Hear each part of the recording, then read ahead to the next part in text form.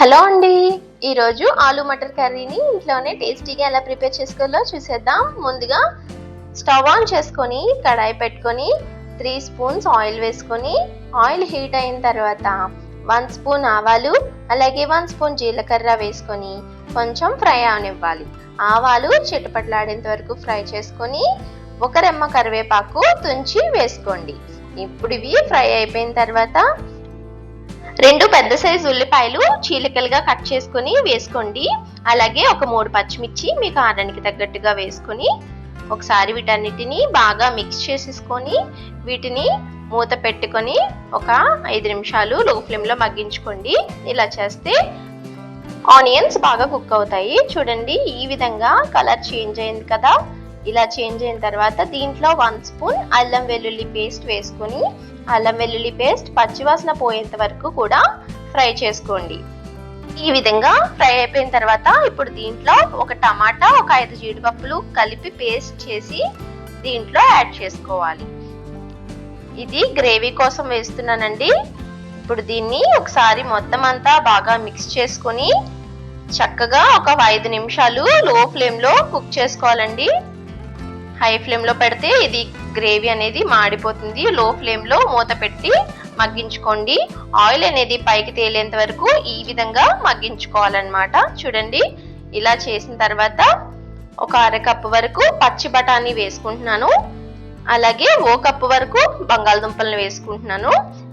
1 spoon salt కూడా వేసుకుంటున్నాను. ఇక్కడ వీటిని నేను ఏది కూడా ఉడకబెట్టలేదండి. బఠానీని అలాగే బంగాళదుంపను కూడా పచ్చివే వేస్తున్నాను.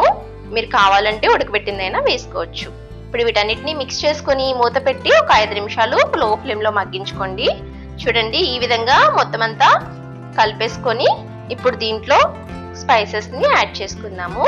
1/2 స్పూన్ పసుపు, అలాగే 1 స్పూన్ కారం, 1/2 స్పూన్ ధనియాల పొడి వేసుకొని ఆల్రెడీ దీంట్లో సాల్ట్ వేసుకున్నాను కదండి, అందుకని నేను ఇప్పుడు వేయట్లేదు. లాస్ట్లో చూసుకొని యాడ్ చేసుకుందాము. ఇప్పుడు వీటిని మూత పెట్టి 1 నిమిషం మగ్గించుకొని దీంట్లో ఇప్పుడు 1 కప్ వరకు వాటర్ని యాడ్ చేసుకుందాము. ఇప్పుడు వీటన్నిటిని మొత్తం అంతా మిక్స్ చేసేసుకొని మూత పెట్టి ఒక 10 నిమిషాలు ఉడికించుకోండి. మధ్యలో ఒకసారి మూత తీసి కలుపుకుంటూ ఉండండి. చూడండి, ఇలా ఈ విధంగా కుక్ అయిపోవాలన్నమాట. గ్రేవీ కన్సిస్టెన్సీ అనేది చూపిస్తాను మీకు. ఇప్పుడు వీటిని ఒకసారి మిక్స్ చేసుకోండి. మీరు మధ్య మధ్యలో కదుపుకోకపోతే అడుగట్టే ప్రమాదం ఉంది. చూడండి, గ్రేవీ కన్సిస్టెన్సీ అయితే ఈ విధంగా అయితే సరిపోతుంది అనమాట. ఇప్పుడు దీంట్లో క్రష్ చేసిన 1 స్పూన్ కసూరి మేతి, అలాగే 1/2 స్పూన్ వరకు గరం మసాలా పౌడర్, అలాగే కొంచెం కొత్తిమీరని చిన్నగా కట్ చేసుకొని వేసుకొని మొత్తం అంతా కలిసేలాగా బాగా మిక్స్ చేసేసుకొని 1 నిమిషం పాటు మగ్గించుకుంటే మన ఆలు మటర్ కర్రీ అనేది రెడీ అయిపోతుంది. చూడండి, ఈ విధంగా దగ్గరికి అయిపోయిన తర్వాత సర్వ్ చేసేసుకోవడమే. నేను దీనికి కాంబినేషన్గా రోటీ చేశాను. ఇది రైస్లో కానీ, రోటీస్లో కానీ, బిర్యానీలో కానీ దేంట్లోకైనా చాలా బాగుంటుంది. మీరు కూడా తప్పకుండా ట్రై చేయండి. ట్రై చేసి ఎలా కుదిరిందో కమెంట్ చేయండి. అలాగే మీకు ఏ రెసిపీ కావాలో కూడా కమెంట్ చేసి చెప్పండి. వీడియో నచ్చితే లైక్ చేసి సబ్స్క్రైబ్ చేయడం మర్చిపోకండి. మీరు సబ్స్క్రైబ్ చేయడం వలన మన ఛానల్లో పెట్టే లేటెస్ట్ వీడియోస్ అన్నీ కూడా మీకు వస్తాయన్నమాట.